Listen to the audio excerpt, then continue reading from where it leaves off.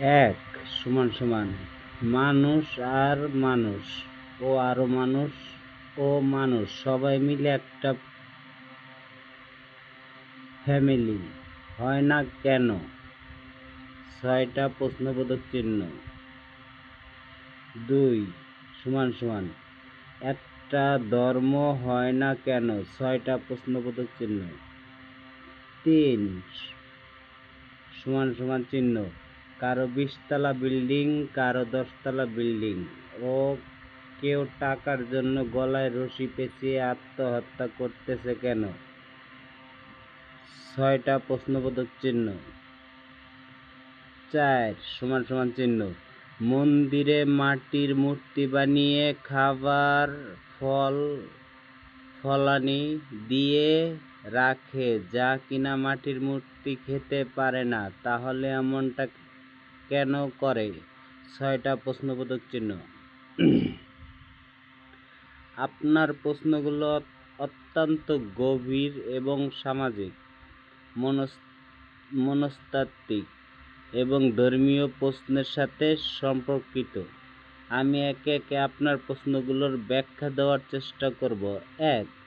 মানুষ এবং মানুষদের একত্রে একটি পরিবার হতে না পারা কেন? মানুষের মধ্যে বিভেদ নানা কারণে হয়ে থাকে: সামাজিক, সাংস্কৃতিক, রাজনৈতিক এবং অর্থনৈতিক। যদিও সব মানুষ মানবজাতির অংশ, তবুও তারা নানা কারণে একে অপরের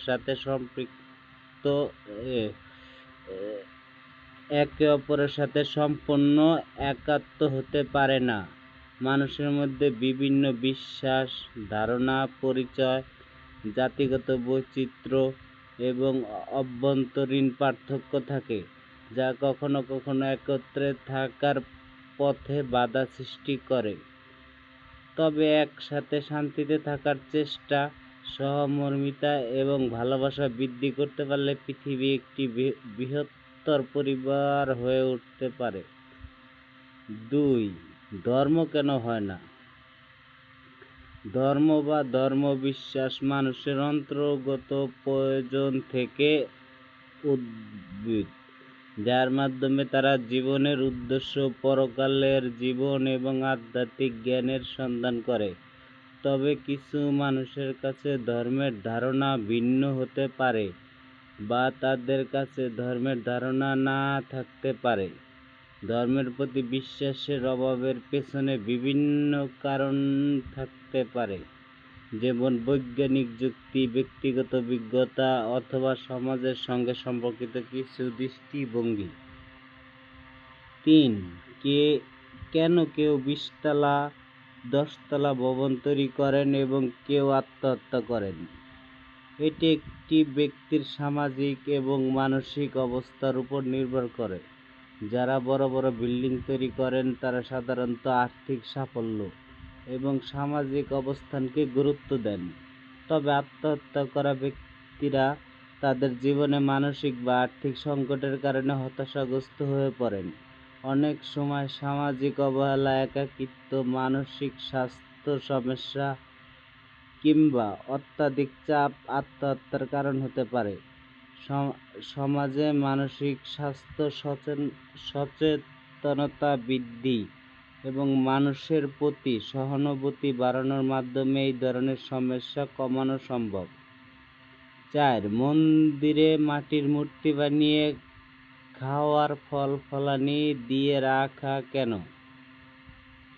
ধর্মীয় কর্মকাণ্ডে মন্দিরে মাটির মূর্তি বা প্রতীক রাখা সাধারণত আধ্যাত্মিক উদ্দেশ্যে করা হয়, যা মানুষকে একটি নির্দিষ্ট ধর্মীয় বা আধ্যাত্মিক অভিজ্ঞতার মধ্যে প্রবেশ করাতে সাহায্য করে। খাওয়ার ফলানি বা প্রতিদান হিসাবে নিবেদন করা হয়, যা ধর্মীয় বিশ্বাসের একটি অংশ হতে পারে। তবে মাটির মূর্তিতে কোনো ক্ষমতা বা জীবন নেই, তবে ধর্মীয় আচার অনুষ্ঠানে এটি একটি সম্মান বা শ্রদ্ধা হিসাবে করা হয়। ছাগলেরও কান বড়। এই ধরনের ধর্মীয়